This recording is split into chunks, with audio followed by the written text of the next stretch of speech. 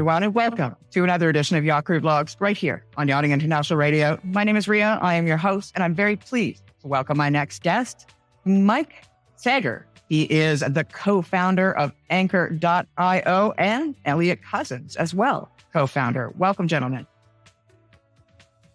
Hi, Ria. Thanks for having us. What a pleasure indeed. You first came to my radar through Yachting Ventures when you were just a startup and heading out there. Let's get a little bit of background on both of you. Now, I'm going to head over to Elliot. You are out of Australia. Tell us a little bit about your background, where you were born and what brought you to where you are today. Yes, I was born here in Sydney. Sydney is very much home for me. I grew up here in Oz.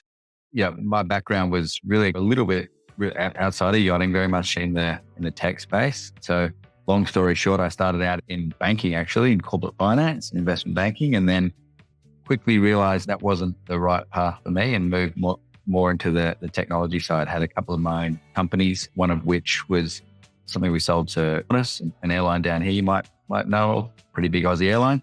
And then more recently, some venture-backed fintech startups that have gone on to their own kind of success stories as well. Yeah, and then Mike and I met each other for several years around the Sydney tech scene, and it was a bit of a marriage made in heaven when we thought there was an opportunity here in the yachting space to really reshape customer experiences in what was such a incredible end product in what is yachting, but where it felt like there was a real kind of lack really savvy digital products.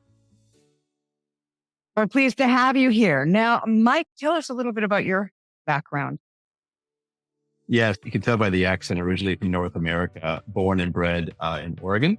Lived there, went to university, came out here, been out here 22 years thereabouts. First 10 years were working for really big American tech companies, working in the Asia Pacific, sort of Middle East and Australian offices in varying roles. Made the transition about 8 years ago, had enough of just big corporates. And you learn a lot. You really get thrown to the deep ends, different strategy, business roles running across Asia Pacific. Did one startup with two very good friends and cut my teeth on that. Then got into probably what is the biggest hospitality tech company in Australia. Worked with them on their exec team for 5 years, went public 3 years ago. And then Elliot and I knew each other. The tech scene here is not big. In Australia, despite what we think, it's not a huge market. We've been wanting to work together for quite some time and took my background in startups, tech, and SaaS and applied that to the yachting space. Yeah. And that was, I've been working on it offline for 4 to 5 years and officially for 2. When you first took a look at the yachting market, what was it about yachting that made you come together and say, you know what, this industry really needs what we are capable of doing? Yeah, the first thing is if you see Sydney Harbor, you're like, there's no way in Sydney you cannot see yachts and boats. And so it's just a natural thing. Like you can't avoid it when you're here. We did a lot of market research on what markets are resilient enough from a TAM standpoint and just a growth that are insulated from what things happen around the world. And there's not many of them. Private aviation, luxury yachting, et cetera, just luxury travel in general. And I think through that market research, not just the fact that crosses over with the fact that the harbor permeates everywhere and everything you do. Like you live next to the beach, you go to work, there's a harbor there's ferries everywhere, luxury boats all around the harbor. It's naturally happened in a way. Yeah, I think the other part of it was that we really recognized that, I touched on it before, there's this incredible end product. Like nothing in the world is like yachting. For those and charter customers who are lucky enough to do it. But we just observed that through our own research and referral, guerrilla style on the ground research and speaking to customers, friends of ours who are active in the space, the end product is so disconnected with what the actual tech and the digital experience or the customer experience along the way was, which felt so antiquated. It just felt like it was craving a reshape, craving better customer experiences to be leveled up through what kind of people are just used to now in the digital experience you have every day when you go onto your favorite website. It's a totally up-leveled game. So it just felt like that was a huge opportunity. Yeah. If you're a business or first class traveler, there are 15 to 20 companies tripping over themselves to deliver you a fully digital, fully immersed experience on every aspect of your travel. And you shift slightly over here to yachting, which is Elliot said, it's an amazing industry, but you step just sideways and there were crickets. There was nothing. And they deliver a great experience, but the technology is letting it down. Ankor Software, it is really focusing on the proposal booking and itinerary creation for yacht brokers, correct? Yeah, absolutely. That's right. And what was it about that aspect within yachting that made you think, you know what, they really need something different than what they're offering? If you've been on the receiving end of some of the material that you receive as an inquirer, or if you're looking to book a charter, and as I said before, when you compare the end product to what you receive as part of that sales and marketing pitch or that customer experience when a charter hasn't yet happened, and you're, kind of down here, I'll diverge a little bit, but like down here, we've got this saying, sell the sizzle, not the sausage, right? The sausage is the end product, and people don't buy the sausage, they buy the sizzle. And we really believe, and this is why we've got this real mantra in the company called touches the charterer. Everything we do is about touching the charterer. Every design choice we make is about, it goes into what's going to touch the end customer. We just thought that was so lost. It was like really disconnected. You go through that experience, certainly in all the research that we've done and been through that buying cycle ourselves, you realize that it's old documents, it's emails with images not rendering, PDFs, just a really disconnected and broken experience. It was not leveled up. It wasn't beautiful. It wasn't gorgeous. None of the adjectives that come to your mind when you think about the end product. It was really disconnected. I think the industry has certainly moved ahead, and that's great. And I think we're like pushing it ahead, and it's great. But it's absolutely felt like there was just a massive white space there to really up-level that. Speaking of moving ahead, one of the things that in many of the conversations that I've had in the past when it comes to tech, some of these companies, big companies, have spent millions creating these bespoke solutions that are still clunky, are still difficult to use, and as a result, are rarely used. They're very reticent to put that aside because I think they're looking at it. We've spent 4 million euros on this or dollars or whatever.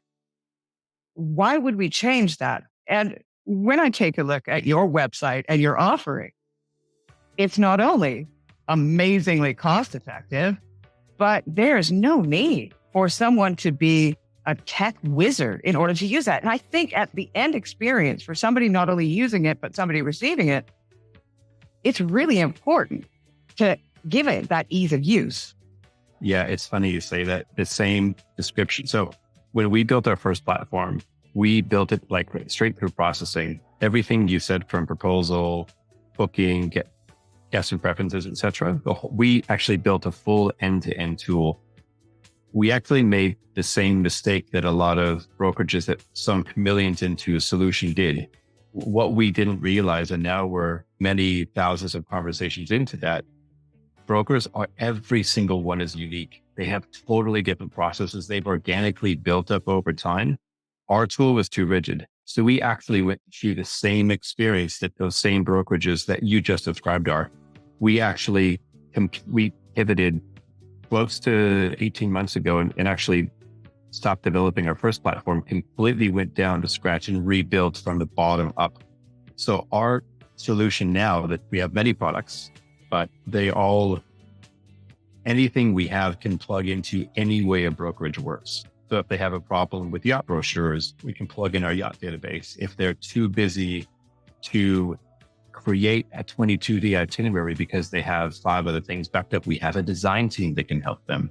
We've got staff. So we've had to go through that same, what exactly you described. We did the same thing in our own startup. We had to suck it up and be humble and realize we had the right tech, we had the right team. We built the product in the wrong way. So we went through the exact same thing you just described.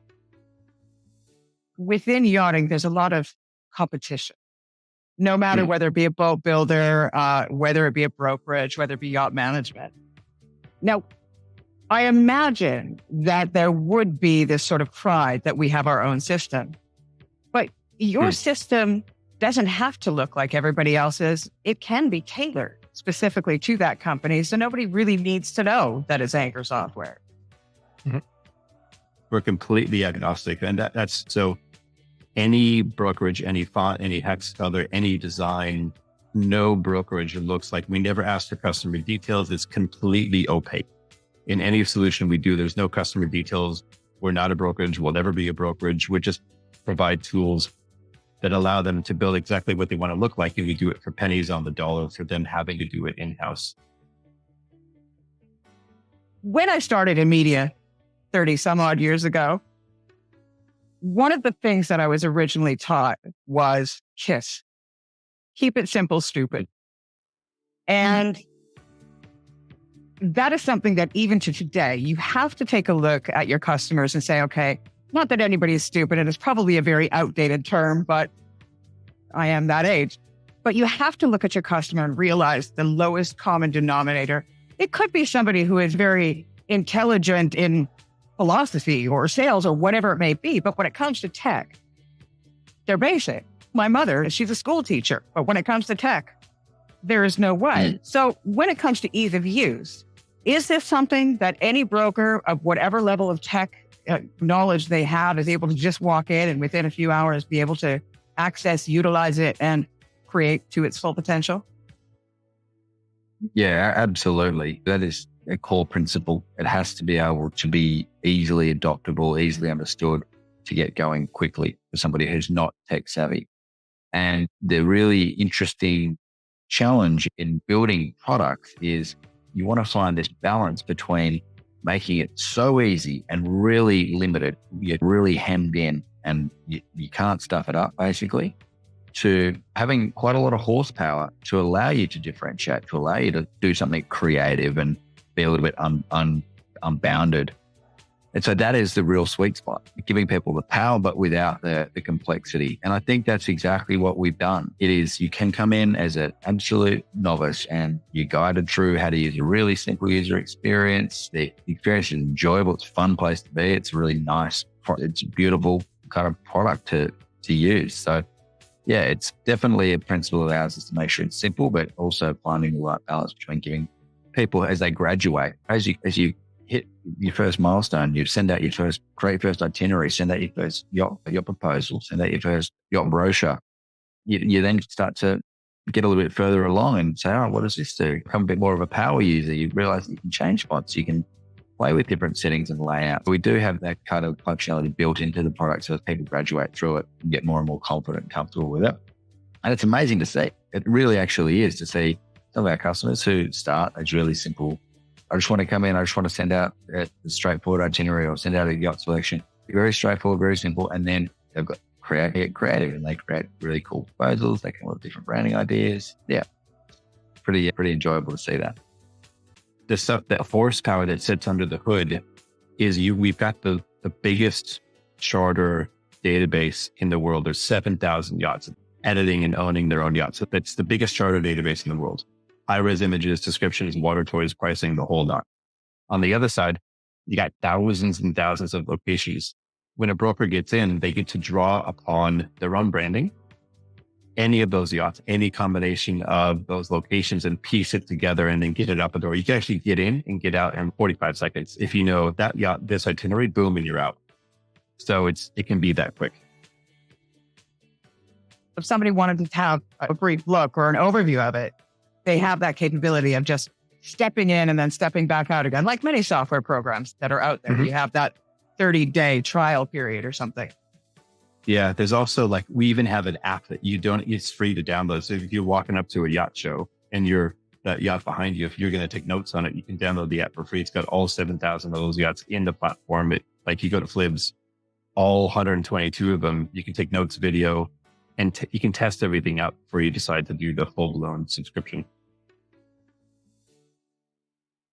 It's amazing. Literally this app. So every product we have sits on top of these huge libraries. We have the biggest charter database with hundreds of thousands of images, tens of thousands of images and descriptions of these locations onshore and in water around the world. and they feed every single product we have. Say you're an independent yacht broker and you would like access to these kind of tools. This is much like any software out there. You can prescribe on a monthly basis. It is so reasonable. If you're a leader brokerage, you have a full design team, a full marketing team, a full stack dev team, designers that do all of this for all the brokers. With us, you get all that power housed in a single software package. I would encourage everybody to head over to the website because I was frankly blown away after having been covering this industry and the tech side as well for the past 5 years. I really think this is a game changer, not only for the brokers, for the customers, for those working in the brokerage offices as well, because to be able to pull up all that information at the touch of a fingertip, it's so easy. It makes the whole concept of charter broker a lot easier. And I think it may actually bring it or pull it a little bit into 2023. Yeah, it's funny. You're onto something. You've hit a bit of a sweet spot when Mike mentioned the really big brokerage houses, when you've got independent brokers who are working for these big brokerage houses and they're given all the system as part of the role, but they still come and use our tools on the side, pay for it out of their own pocket because that to be running the way they want to run. And they're not few. There's like a good number of them, which kind of is pretty exciting. I wonder if the big brokerage houses were to finally say, you know what? Okay, we're going to have to write off that $4 million we spent on this project, and we'll work with this and have it available for all of our brokers. This way, there's no need to have a tech guy that takes care of the system. There's no need to pay for all that hosting. There's so many plushes. There's so much that you're saving. And even the security of the data is not something that you have to worry about because, frankly, that's Ankor's problem, isn't it? Yeah, we definitely don't think of it as that problem. We think of it as the opposite. It's actually, so we aren't from the yachting industry by background as from the earlier questions, but so we are from the tech industry. So cyber or data security, the way in which technology is built robustly and securely, that is our DNA. Like it's our core bread and butter. And absolutely, hands down, there is no one in the industry that has that kind of, I don't like the word pedigree, but it's like we're not from this space. We are from a different planet in a sense. This is what our core is. So it's a massive asset we bring to a lot of these companies to be able to outsource that kind of cyber and data protection type challenges that they have to somebody who actually knows what they're doing and we're the core of our product. Yeah, it's a huge up. It's a huge up for them. If you have just brought in a brand new yacht broker who is in, say, their 20s, and they're not all that familiar about all these amazing places and all of the boats that are available throughout the world, it's almost a way for them to learn as well. If they have a client that, say, wants to go to Sydney, for example, all those spots are there. And they can learn off that and they can find out what their umbrella brokerage company has on offer without having to call up their broker friend that got them a job or anybody within the office. It's all there in that system. And it's offshore and onshore. We met a brokerage recently that was trying to expand their business, and they for 25 years had only done yacht chartering. They were dabbling in a bit of aviation, and then they got into the tool and they quickly realized that all of our onshore locations were like, yeah, there's a ton of companies that do both onshore luxury, airport transfers, and yachting. They now use the tool in certain parts of the world that they are now partnering with the jet aviation company. They land, they pick them up, they do the full itinerary, and they're adding on another 30% to the revenue because the charter fee now includes online transfers, luxury, so the whole thing. So it's not just water. Yeah. I am not the brightest in tech. And it's like me when I'm designing, whether it be Photoshop or Canva, I would prefer to use Canva, Photoshop if I have to, but Canva is just so simple and quick. If I need something that looks good and I can get it out there within a time frame that works, it just seems that your solution is what the charter market has been looking for.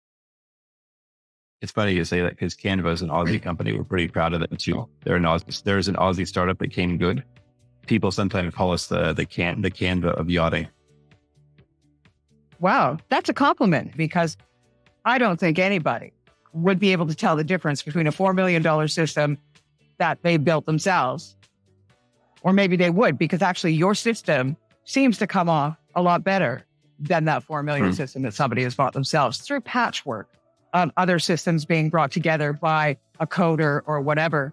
So I want to say congratulations on what you've created, and I am excited to follow the journey.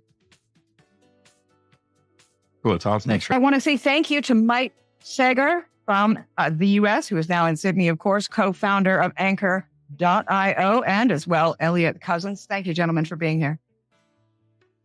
Beautiful. Thanks Thanks for so having much us, for your Shreya. time. We'll provide all the information for Ankor.io below this interview when it airs. You've been watching another edition of Yacht Crew Vlogs right here on Yachting International Radio. My name is Rhea. I have been your host. We'll see you again next time.